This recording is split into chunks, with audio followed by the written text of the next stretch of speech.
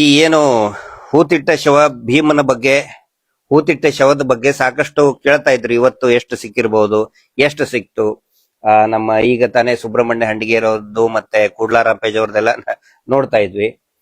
ಆದ್ರೆ ಟಿವಿ ಚಾನೆಲ್ಗಳಲ್ಲೂ ಕೂಡ ಬರ್ತಾ ಇದೆ, ಬ್ರೇಕಿಂಗ್ ನ್ಯೂಸ್ಗಳು ನಿರಂತರವಾಗಿ ಬರ್ತಾ ಇದೆ. ಆದ್ರೆ ಕೆಲವೊಂದಿಷ್ಟು ನನ್ನ ಅಭಿಪ್ರಾಯದಲ್ಲಿ ನಮಗೆ ಬರ್ತಕ್ಕಂತಹ ಮಾಹಿತಿಗಳನ್ನ ಇಲ್ಲಿ ನಾನು ನಿಮ್ ಜೊತೆಗೆ ಹಂಚ್ಕೊಳ್ತಾ ಇದ್ದೀನಿ. ಏನಂತ ಹೇಳಿದ್ರೆ, ಮೊದಲನೇದಾಗಿ ಎಷ್ಟು ಕಳೆಬರ ಸಿಕ್ತು ಅಂತ ಹೇಳಿ ಅಧಿಕೃತವಾಗಿ ಇದುವರೆಗೆ SIT ಹೇಳಿಲ್ಲ. ಬಹುಶಃ ತಕ್ಷಣಕ್ಕೆ ಅದು ಹೇಳಬಾರದು ಅಂತ ತೀರ್ಮಾನ ಕೂಡ ಮಾಡಿರ್ತದೆ. ಒಂದೇ ಕಾರಣ, ಜನ ತೀರಾ ಆತಂಕಕ್ಕೆ ಒಳಗಾಗ್ತಾರೋ ಏನೋ, ಇನ್ನೇನಾದ್ರೂ ಗಲಾಟೆಗಳಾಗ್ತಾವೋ ಏನೋ, law and order problem create ಆಗುತ್ತೋ ಏನೋ ಅನ್ನೋ ದೃಷ್ಟಿಯಿಂದ ಬಹುಶಃ ಅವರು ಎಕ್ಸಾಕ್ಟ್ ಫಿಗರ್ಸ್ ಹೇಳಲಿಕ್ಕಿಲ್ಲ. ಇಲ್ಲಿ ತನಕ ನಮಗ್ ಬಂದಂತಹ ಮಾಹಿತಿಗಳೆಲ್ಲ ಅಂದ್ರೆ ಟಿವಿ ಚಾನೆಲ್ ಇವತ್ತು ಸಿಗಲೇ ಇಲ್ಲ. ಇವತ್ತು ಹೇಳಿದ್ರು ಯಾವುದೇ ಸಿಗ್ಲಿಲ್ಲ ಅಂತ. ಒಂದನೇ ದಿನಾನು ಸಿಗ್ಲಿಲ್ಲಂತೆ, ಎರಡನೇ ದಿನ ಸಿಗ್ಲಿಲ್ಲಂತೆ, ಮೂರನೇ ದಿನ ಒಂದು ಸಿಕ್ತು. ಆದ್ರೆ ನಾನ್ ಮಾಡ್ತಾ ಇರುವಂತಹ ವಿಶ್ಲೇಷಣೆ, ನಮ್ಮ ಹಿರಿಯ ಅಡ್ವೊಕೇಟ್ಸ್ ಮತ್ತೆ ಬೇರೆ ಬೇರೆಯವ್ರ ಜೊತೆಗೆ ವಿಶ್ಲೇಷಣೆ ಮಾಡಿದಾಗ, ಮೊನ್ನೆ SIT ನಲ್ಲಿ ಅಡಿಷನಲಿ 9 ಜನರನ್ನ ತಗೊಂಡಿದ್ದಾರೆ. 9 ಜನ ಸಿಬ್ಬಂದಿಗಳನ್ನ ಎಕ್ಸ್ಟ್ರಾ ತಗೊಂಡಿದ್ದಾರೆ, ತನಿಖೆ ಇನ್ನೂ ಚುರುಕಾಗಬೇಕು ಅಂತ ಹೇಳಿ. ಆ ನಂತರ ಇನ್ನೂ ಮುಖ್ಯವಾಗಿ SIT ಹೆಲ್ಪ್ ಲೈನ್ ಅನ್ನ ಕೊಟ್ಟಿದ್ದಾರೆ. ಸಾರ್ವಜನಿಕವಾಗಿ ಯಾರಿಗಾದ್ರೂ ನಿಮ್ಮ ಬಂಧು ಬಳಗದವರು ಮಿಸ್ ಆಗಿದ್ರೆ ಈ ನಂಬರ್ಗೆ ಕರೆ ಮಾಡಿ, ಅಥವಾ ಅದಕ್ಕೆ ಸಂಬಂಧಪಟ್ಟಂತ ಏನೇ ಮಾಹಿತಿ ಇದ್ರು ನಮಗ್ ಕೊಡಿ ಅಂತ. ಈ 2 ಕಾರಣಗಳಿಂದ ನಾವು ವಿಶ್ಲೇಷಣೆ ಮಾಡಬಹುದು. ಅಲ್ಲಿ ಬರೇ ನಿನ್ನೆ ಸಿಕ್ಕಿದ್ದು ಒಂದೇ ಅಲ್ಲ, ಇನ್ನೂ ಬೇರೆ ಬೇರೆ ಮಟೀರಿಯಲ್ಗಳು ಸಿಗ್ತಾ ಇರಬಹುದು. ಆ ನಂತರ ಚಂದ್ರಶೇಖರ್ ಮತ್ತೆ ವಿಜಯ್ ಕುಮಾರ್, ನೀವೆಲ್ಲ ತುಂಬಾ ಸೀನಿಯರ್ ಇದ್ರಿ. ಇಲ್ಲಿ ಅಲ್ಲಿ ಸ್ಥಳೀಯರು ನಮಗೆ ಹೇಳೋದು, ಧರ್ಮಸ್ಥಳದಲ್ಲಿ ಸ್ಥಳೀಯರು, ನಿನ್ನೆ ಸಿಕ್ಕಿದ್ದು ಬಂಗ್ಲೆಗುಡ್ಡೆ. ಅವ್ರು ಹೇಳೋದು ಬಂಗ್ಲೆಗುಡ್ಡೆಯಲ್ಲಿನೇ ಕರೆಕ್ಟ್ ಆಗಿ ಅಗದ್ರೆ ಹುಡುಕಿದ್ರೆ 200-300ಕ್ಕಿಂತನೂ ಜಾಸ್ತಿ ಬರೇ ಇದ್ರಲ್ಲಿನೇ ಸಿಗ್ತವೆ ಅಂತ. ಯಾಕಂತ ಹೇಳಿದ್ರೆ ಆ ವ್ಯಕ್ತಿ ಭೀಮಾ ಅಂತ ಏನಿದ್ದಾನಲ್ಲ, ಅದು ಅವನು ಎಲ್ಲಿ ನೋಡಿದಾನೆ ಅಲ್ಲಿ ಇಷ್ಟೇ ಅವನು ತೋರಿಸಿದಾನೆ. ಆದ್ರೆ ಅವನಿಗಿಂತನೂ ಕೂಡ ಇನ್ನೂ ಕೆಲವೊಂದಿಷ್ಟು ಜನ ಇದ್ದಾರೆ, ಅಲ್ಲಿ ಹೂತ್ ಹಾಕಿದವ್ರು ಇದ್ದಾರೆ. ಅದು ಇರಬಹುದು, ಮತ್ತೆ ಮಣ್ಣ ಸಂಕ ಇರಬಹುದು, ಅದಾದ ನಂತರ ನೇತ್ರಾವತಿಯ ದಂಡೆ ಇರಬಹುದು, ಸಾಕಷ್ಟು ಇದೆ. ಆದ್ರೆ ಇಲ್ಲಿ SIT ಅವರು ಗಮನಿಸಬೇಕಾಗಿದ್ದು ಸ್ಥಳೀಯರನ್ನು ಕೂಡ ವಿಶ್ವಾಸಕ್ಕೆ ತಗೋಬೇಕು. ಯಾಕಂತ ಹೇಳಿದ್ರೆ ಯಾವುದೇ ಒಂದು ಪ್ಲೇಸ್ ಅನ್ನ ಭೀಮಾ ಹೇಳಿದ ಅಂದ ತಕ್ಷಣನೇ ಹಂತಲ್ಲಿ ಹುಡುಕ್ತಾ ಇದಾರೆ ಅವರು. ಆದ್ರೆ ಅದು ಪ್ರಾಕೃತಿಕ ವಿಕೋಪ ಆಗಿರ್ತದೆ. ಮಳೆ ಬಂದಿದೆ, ಈ ಕರಾವಳಿ ಅಂತರೂ ಪೂರ್ತಿ ಒಂದ್ಸರಿ ಮಳೆ ಬಂದ್ರೆ ಸಾಕಷ್ಟು ಗುಡ್ಡ ಕುಸಿತ ಆಗ್ತದೆ. ಇಲ್ಲಿ ನಿನ್ನೆ ಒಂದು ನನ್ಗೆ ತುಂಬಾ ಮಿರಾಕಲ್ ಅನ್ಸುತ್ತೆ. ಮಿರಾಕಲ್ ಯಾಕಂತ ಹೇಳಿದ್ರೆ, ಅವನು ಬಂದಿರೋದು 12 ವರ್ಷ ಆದ ಮೇಲೆ ಅಲ್ವಾ. ಆ ನಂತರ ಅವನು ಹೂತ್ ಹಾಕಿದ್ದು ಇನ್ನು ಎಷ್ಟು ವರ್ಷದ ಹಿಂದೆ ಯಾರಿಗ್ ಗೊತ್ತು. ಬರೀ 6 ತಿಂಗಳು 1 ವರ್ಷ ವ್ಯತ್ಯಾಸ ಆದ್ರೆ ನಮ್ಗೆ ಗೊತ್ತಾಗಲ್ಲ.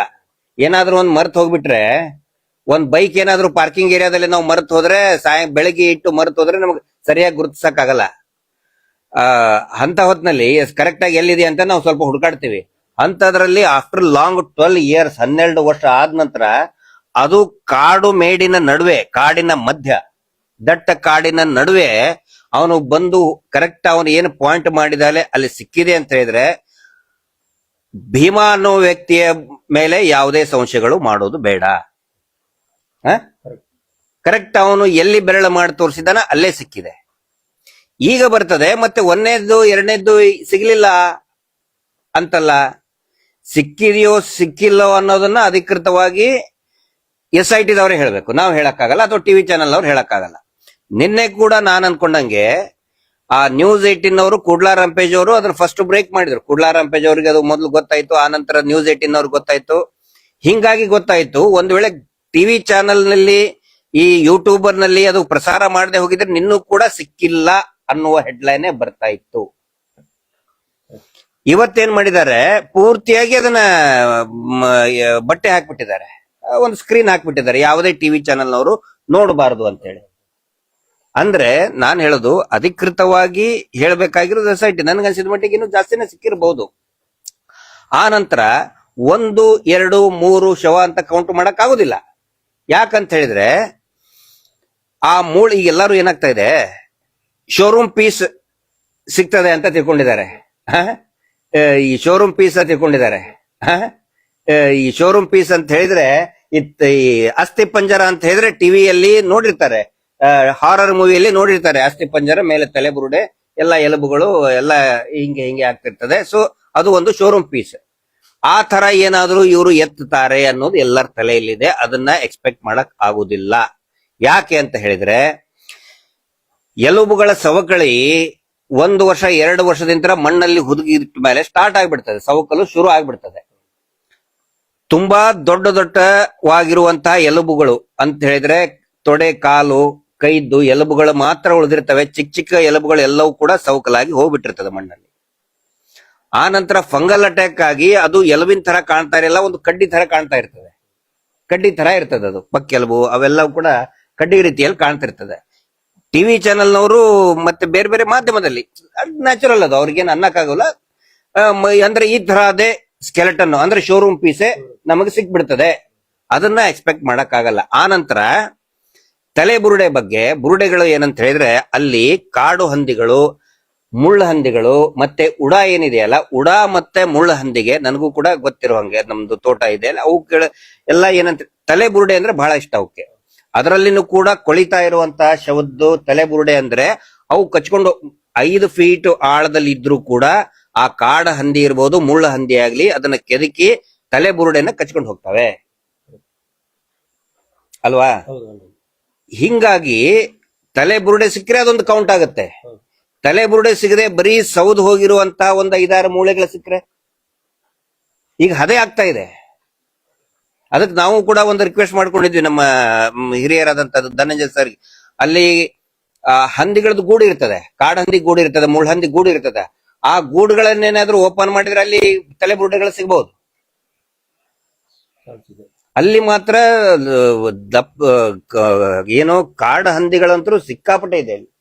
ಆ ನಂತರ ಹೆಣಗಳನ್ನ ಬೇಕು ಅಂತಲೇನೆ ನಾನು 2 ನಿಮ್ಗೆ ಎಕ್ಸಾಂಪಲ್ ಕೊಡ್ತಾ ಇದ್ದೇನೆ ಎಲ್ರಿಗೂ. ಪದ್ಮಲತಾ ಡೆಡ್ ಬಾಡಿನೂ ಕೂಡ ಕೈ ಕಟ್ಟಿದ ರೀತಿಯಲ್ಲೇ ಇತ್ತು. ಪದ್ಮಲತಾ ಡೆಡ್ ಬಾಡಿ 1987 ನಲ್ಲಿ ಕ್ರೈಮ್ ನಂಬರ್ 18/87 ಪದ್ಮಲತಾ ಪ್ರಕರಣ. ಅದೇ ರೀತಿಯಲ್ಲಿ ಸೌಜನ್ಯ ಕೈಯನ್ನು ಕೂಡ ಕಟ್ಟಿದ್ರು. ಮತ್ತೆ ಕಾಡ್ನಲ್ಲಿ ನಿನ್ನೆನೂ ಕೂಡ ಹಗ್ಗ ಸಿಕ್ಕಿದೆ. ಇವರು ಪ್ರತಿಯೊಂದನ್ನು ಕೂಡ ಡೆಡ್ ಬಾಡಿಯನ್ನ, ಆನಂತರ ಒಂದು ತಲೆ ಬುರುಡೆ ಸಿಕ್ಕಿದೆಯಲ್ಲ, ಆ ವ್ಯಕ್ತಿ ಭೀಮಾ ತಂದು ತೋರಿಸಿದಾನಲ್ಲ, ಅಲ್ಲಿಯೂ ಕೂಡ ಒಂದು ದೊಡ್ಡದು ವೇಲೋ ಸೀರೆನೋ ಏನೋ ಇದೆ ಅಲ್ಲಿ ಕಟ್ಟಿದ್, ಅಂದ್ರೆ ಅದನ್ನು ಕೂಡ ಕಟ್ಟಿದ್ರು. ಯಾಕೆ ಕಟ್ತಾರೆ ಅಂತ ಹೇಳಿದ್ರೆ ಕಾಡು ಪ್ರಾಣಿಗಳು ತಿಂದು ಹೋಗ್ಬೇಕು.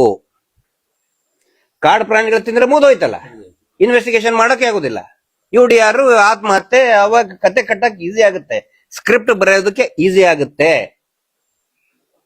ಆಲ್ಮೋಸ್ಟ್ ನೋಡಿ, ನೀವು ನಾ ಪ್ರಾರಂಭದಲ್ಲಿ ನೋಡಿದೆ, ನಮ್ಮ ಪುತ್ತೂರಿನ ಮಂಜುನಾಥ್ ಅಂತ ಹೇಳಿ ಮತ್ತೆ ಇನ್ನೊಬ್ರು ಕಾಡಲ್ಲಿ ಹೋಗ್ಬೇಕಾದ್ರೆ ನಮ್ಮ ಜಯಂತ್ ಟಿ ಅವರು ಹೋದಾಗ್ಲೂ ಕೂಡ ಅದನ್ನ ತೋರಿಸಿದ್ದಾರೆ. ಹಗ್ಗ ಜೋತ್ ಬಿದ್ದಿದ್ದು, ಪೂರ್ತಿ ಹಗ್ಗ ಅಂದ್ರೆ ಬಟ್ಟೆ, ಅದೇನು ನೇತ್ ಹಾಕದಂತ ಸ್ಥಿತಿಯಲ್ಲಿ ಯಾರು ನೋಡಿಲ್ಲ.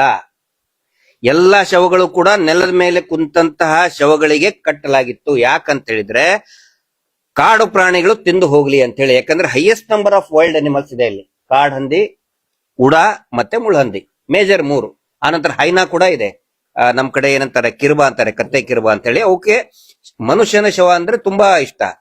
ಅವುಗಳು ಏನು ಮನುಷ್ಯನ ಬುರುಡ ರುಂಡ ಏನಿರ್ತಲ್ಲ ಅದನ್ನ ತಗೊಂಡು ಹೋದಾಗ ಇದು ಬರೀ ಪಕ್ಕೆಲುಬು, ಕೈ ಕಾಲದ ಇಷ್ಟೇ ಇರ್ತದೆ, ಅವು ಸೌದು ಹೋಗಿರ್ತದೆ.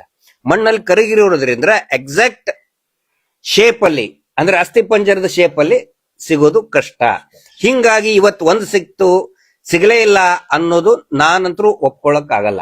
ಅಂದ್ರೆ ಈ ಒಂದು 4-5 ಪೀಸ್ ಅಲ್ಲಿ ಅಲ್ಲಿ ಕೆಲವರು ಹೇಳ್ತಾರೆ, ಅಲ್ಲಿ ಎಲ್ಲಿ ಹುಡುಕಿದ್ರು ಎಲಬೆ ಸಿಗ್ತದೆ, ಅಲ್ಲಿ ಮನುಷ್ಯನ ಎಲಬೆ ಸಿಗ್ತದೆ. ಇಷ್ಟು ನಾವು ಗಮನಿಸಬೇಕಾಗ್ತದೆ. ಸಿಕ್ತಾ ಇಲ್ಲ, ಇವತ್ ಏನು ಇಲ್ಲ ಅಂತ ವಿಶ್ಲೇಷಣೆ ಮಾಡೋರು ದಯವಿಟ್ಟು ಇದನ್ನು ಕೂಡ ಗಮನಿಸಬೇಕಾಗ್ತದೆ. ಆನಂತರ ಇನ್ನೊಂದು ನಾವು ಗಮನಿಸ್ತಾ ಇರೋದು, ಈ ಇದರಲ್ಲಿ ನಮ್ಮ ದೇಶದ ಕ್ರಿಮಿನಲ್ ಇನ್ವೆಸ್ಟಿಗೇಷನ್ ಸಿಸ್ಟಮ್ ಎಷ್ಟು ಹಿಂದುಳಿದಿದೆ ಟೆಕ್ನಾಲಜಿಕಲಿ. ನಾವು ಎಲ್ಲಾ ಕಡೆನೂ ಮಾತಾಡ್ತೇವೆ, ತಂತ್ರಜ್ಞಾನ, ಟೆಕ್ನಾಲಜಿ ಏನ್ ಬೇಕಾದ್ರೂ ಟೆಕ್ನಾಲಜಿ ಬಗ್ಗೆನೇ ಮಾತಾಡ್ತೀವಿ.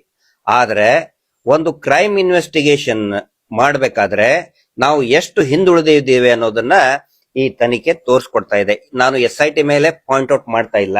ಯಾಕಂತ ಹೇಳಿದ್ರೆ ಪಾಪ ಬಹಳ ಪ್ರಯತ್ನ ಪಡ್ತಾ ಇದ್ದಾರೆ, ಈ ಮಳೆ ಗಾಳಿಯಲ್ಲೆಲ್ಲ ನಿಂತ್ಕೊಂಡು ಎಕ್ಸಲೆಂಟ್ ವರ್ಕ್ ಮಾಡ್ತಾ ಇದ್ದಾರೆ. ಆದ್ರೆ ಅವರಿಗೆ ಈ ಏನು ಗ್ರೌಂಡ್ ಪೆನೆಟ್ರೇಟಿಂಗ್ ರಾಡಾರ್ ಸಿಸ್ಟಮ್, ಇನ್ನು ಬೇರೆ ಬೇರೆ ಟೆಕ್ನಾಲಜಿ ಇದೆ, ಇದು ಒಂದೇ ಇಲ್ಲ. ಆನಂತರ ಬಿಲ್ಡರ್ ಕಡೆನೂ ಇರ್ತದೆ ಅದು. ಪ್ರತಿಯೊಬ್ಬ ದೊಡ್ಡ ದೊಡ್ಡ ಬಿಲ್ಡರ್ ಕಡೆನೂ ಕೂಡ ಆಳವಾಗಿ ಅವರು ಫೌಂಡೇಶನ್ ಹಾಕ್ಬೇಕಾದ್ರೆ ಅದನ್ನ ಟೆಸ್ಟ್ ಮಾಡೇ ಮಾಡ್ತಾರೆ. ಬಟ್ ಪೊಲೀಸ್ ಡಿಪಾರ್ಟ್ಮೆಂಟ್ ಹತ್ರ ಯಾಕಿಲ್ಲ? ಆ GPR ಸಿಸ್ಟಮ್ ಇದ್ರೆ ಇಷ್ಟೊಂದು ಹರಸಾಹಸ ಪಡುವಂತ ಅವಶ್ಯಕತೆನೇ ಇಲ್ಲ. 1 2 ಅಲ್ಲ, ದಯವಿಟ್ಟು ಗಮನಿಸಿ. ಅದೇ ಬಂಗಲೆಗುಡ್ಡೆಯಲ್ಲಿ ನಿಮ್ಗೆ 200-300ಕ್ಕಿಂತ ಜಾಸ್ತಿನೇ ಸಿಗುತ್ತೆ, ಪ್ರೊವೈಡೆಡ್ ಟೆಕ್ನಾಲಜಿಕಲಿ ಸ್ಟ್ರೆಂಥನ್ ಮಾಡಿದ್ರೆ, ಇನ್ವೆಸ್ಟಿಗೇಷನ್ ಟೀಮ್ ಅನ್ನ SIT ಅನ್ನ ಟೆಕ್ನಾಲಜಿಕಲಿ ಸ್ಟ್ರೆಂಥನ್ ಮಾಡಿದ್ರೆ ಇದಕ್ಕೆ ಸಂಪೂರ್ಣವಾಗಿ ತೆರೆ ಬೀಳುತ್ತೆ. ಇವತ್ತು ಒಂದು ಸಿಕ್ತಾ ಇಲ್ಲ ಅನ್ನೋದಕ್ಕೆ ಸಂಪೂರ್ಣವಾಗಿ ತೆರೆ ಬೀಳುತ್ತೆ. ಸ್ಥಳೀಯರು ಕೊಡ್ತಾ ಇರುವಂತ ಮಾಹಿತಿ ಪ್ರಕಾರ ಅದೇ ಬೆಟ್ಟದಲ್ಲಿ 200-300ಕ್ಕಿಂತ ಜಾಸ್ತಿ ಶವಗಳು ಇದೆ. ಹೀಗಾಗಿ ನಾವು ರಿಕ್ವೆಸ್ಟ್ ಮಾಡ್ಕೊಳ್ಳೋದು ಸರ್ಕಾರಕ್ಕೆ, ಸೆಂಟ್ರಲ್ ಗವರ್ಮೆಂಟ್. ಈಗ ನೋಡಿ, ಇಡೀ ಜಗತ್ತಿನಾದ್ಯಂತ ಇದರ ಬಗ್ಗೆ ಚರ್ಚೆ ಆಗ್ತಾ ಇದೆ. ಒಂದು ರೆಡಾರ್ ಸಿಸ್ಟಮ್ ಕೊಟ್ಟು ಬಿಟ್ರೆ, ಆಮೇಲೆ ಈಗ ನೋಡಿ JCB ತರಬೇಕು, ಅಗಸಬೇಕು, ಎಷ್ಟೊಂದು ಮ್ಯಾನ್ ಪವರ್ ಆಗ್ತಾ ಇದೆ. ಅದ್ರ ಬದಲು ಅದೊಂದು ರೆಡಾರ್ ಸಿಸ್ಟಮ್ ಅಂತ ಕೊಟ್ಟು ಬಿಟ್ರೆ, ಈ ಒಂದು JCB ತರಿಸೋದು, ಕಾಡಲ್ಲಿ ಹೋಗೋದು, ಕಂಡಲ್ಲಿ ಅಗಿಯೋದು ಅವಶ್ಯಕತೆನೇ ಇಲ್ಲ. ಸೊ ಆ ಒಂದು ಇದನ್ನ ಮಾಡಿ ಅಂತ ನಾನು ಆಗ್ರಹ ಮಾಡ್ತಾ ಇದ್ದೇನೆ. ಆ ಒಂದು ಫೆಸಿಲಿಟಿಯನ್ನ ಆದಷ್ಟು ಬೇಗ SIT ಗೆ ಸರ್ಕಾರ ಕೊಡಿಸುವಂತ ವ್ಯವಸ್ಥೆ ಆಗ್ಬೇಕು. ಇನ್ನುಳಿದಂಗೆ ಒಂದು ಬೆಳವಣಿಗೆ ನೋಡಿದೀನಿ ನಾನು. ಎಷ್ಟೋ ಜನ ಸರ್ ಮಾತಾಡಿ ಇದ್ರ ಬಗ್ಗೆ ನೀವು ರಿಪ್ಲೈ ಕೊಡಿ, ಗ್ರಾಮ ಪಂಚಾಯತಿದು ಜಾಗ ಅಂತೆ ಆದಂತೆ ಇವ್ರು ಏನೇನೋ ಹೇಳ್ತಾ ಇದ್ದಾರೆ. ಒಂದು ನಾನು ಗಮನಿಸಿದ್ದು, ಗ್ರಾಮ ಪಂಚಾಯತಿ ಸದಸ್ಯರು ಬರ್ತಾರೆ, ನಾವೇ ಹೂತಾಕ್ಸಿದ್ದು ಅಂತಾರೆ. ಇವತ್ತು ಒಬ್ಬ ಪುಣ್ಯಾತ್ಮ ಬಂದಿದ್ದಾರೆ, ಯಾರೋ ಮಹಾಬಳ ಶೆಟ್ಟಿ ಅಂತ, ಅವರು ಡಾಕ್ಟರ್. ಅವ್ರದ್ ಕತೆ ಹೇಳ್ತೀನಿ ನಿಮಗೆ. ಮಹಾಬಳ ಶೆಟ್ಟರು ಯಾಕೆ ಮಾತಾಡ್ತಾ ಇದ್ದಾರೆ ಈಗಲೂ ಕೂಡ ಅನ್ನೋದನ್ನ ಹೇಳ್ತಾ ಇದ್ದೀನಿ. ಅವ್ರು ಹೇಳ್ತಾ ಇದ್ದಾರೆ, ನಾನೇ ಹೂತ್ ಹಾಕಿದೀನಿ ಅಲ್ಲೇ ಅಂತ ಹೇಳ್ತಾರೆ. ಅಂದ್ರೆ ಈ ಡಾಕ್ಟರ್ಗೆ, ಗ್ರಾಮ ಪಂಚಾಯತಿ ಸದಸ್ಯರಿಗೆ ಅವ್ರ ಕೆಲಸ ಬಿಟ್ಟು ಹೆಣ ಹೂತ್ ಹಾಕೋ ಕೆಲಸನ? ಈ ವೈದ್ಯಾಧಿಕಾರಿಗಳ ಕೆಲಸ ಏನ್ರಿ ಹೆಣ ಹೂತ್ ಹಾಕೋ ಕೆಲಸನ? 100 ಶವಗಳನ್ನ ನಾನೇ ಹೂತಾಗಿದ್ದೀನಿ ಅಂತ ಹೇಳ್ತಾ ಇದ್ದಾರೆ ಮಹಾಬಳ ಶೆಟ್ಟರು ಬಂದು.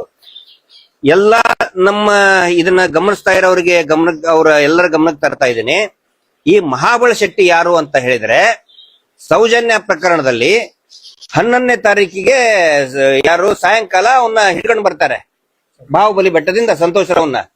ಅಂದ್ರೆ ಇದೇ ಪರಮ ಬಡ್ಡಿ ಪೂಜ್ಯರ ಖಾಸಾ ಆ ಒಂದು ಗ್ಯಾಂಗ್, ನಿಜವಾಗ್ಲೂ ಅತ್ಯಾಚಾರ ಮಾಡಿದಂತ ಗ್ಯಾಂಗ್ಗೆ ಅವ್ನು ಹಿಡ್ಕೊಂಡು ಬರ್ತದೆ 11ನೇ ತಾರೀಕು ಸಾಯಂಕಾಲ. 12ನೇ ತಾರೀಕು ಬೆಳಿಗ್ಗೆ ಗವರ್ಮೆಂಟ್ ಹಾಸ್ಪಿಟಲ್ಗೆ ಅವ್ನಿಗೆ ಪ್ರೊಡ್ಯೂಸ್ ಮಾಡ್ತಾರೆ ಮೆಡಿಕಲ್ ಇದರಲ್ಲಿ. ಅದರಲ್ಲಿ ಡಾಕ್ಟರ್ ಆಡಮ್ ಸಾಹೇಬ್ರು ಏನ್ ಹೇಳ್ತಾರೆ, ಇವನಿಗೆ ಪ್ರೈವೇಟ್ ಪಾರ್ಟ್ ನಲ್ಲಿ ಯಾವುದೇ ಇಂಜುರಿ ಆಗಿಲ್ಲ ಅಂತ ಹೇಳ್ತಾರೆ. ದಯವಿಟ್ಟು ಗಮನಿಸಿ ಇದನ್ನ. ಯಾವುದೇ ಪಾರ್ಟ್ ಅಲ್ಲಿ ಸಂತೋಷ್ ರಾವ್ಗೆ ಇಂಜುರಿ ಆಗಿಲ್ಲ ಅಂತ ಹೇಳ್ತಾರೆ. ಅದರದ್ದು ದಾಖಲೆ ಕೂಡ ಇದೆ, ಒಂದು ಸರ್ಟಿಫಿಕೇಟ್ ಕೊಡ್ತಾರೆ. ಬಟ್ ಸಾಯಂಕಾಲ ಏನು ಡಾಕ್ಟರ್ ಮಹಾಬಳ ಶೆಟ್ಟಿ ಅಂದ್ರೆ ಪ್ರೈವೇಟ್ ಹೆಗಡೆ ಮೆಡಿಕಲ್ ಇನ್ಸ್ಟಿಟ್ಯೂಟ್ ಅಂತ ಇದೆ ಮಂಗಳೂರಲ್ಲಿ. ಪ್ರೈವೇಟಿಗೆ ಯಾಕೆ ಕರ್ಕೊಂಡು ಹೋಗ್ಬೇಕು? ಗವರ್ಮೆಂಟ್ ವೈದ್ಯಾಧಿಕಾರಿ ಕೊಟ್ಟ ಮೇಲೆ ಮುಗೀತು. KS ಮೆಡಿಕಲ್ ಹಾಸ್ಪಿಟಲ್ಗೆ ಹೋಗ್ತಾರೆ, ಪ್ರೈವೇಟ್ ಯಾವ್ದದು ಕೋಣಾಜಿಯಲ್ಲಿ ಹೋಗ್ತಾರೆ. ಅಲ್ಲಿ ಇದ್ದಂತವ್ರು ಇದೇ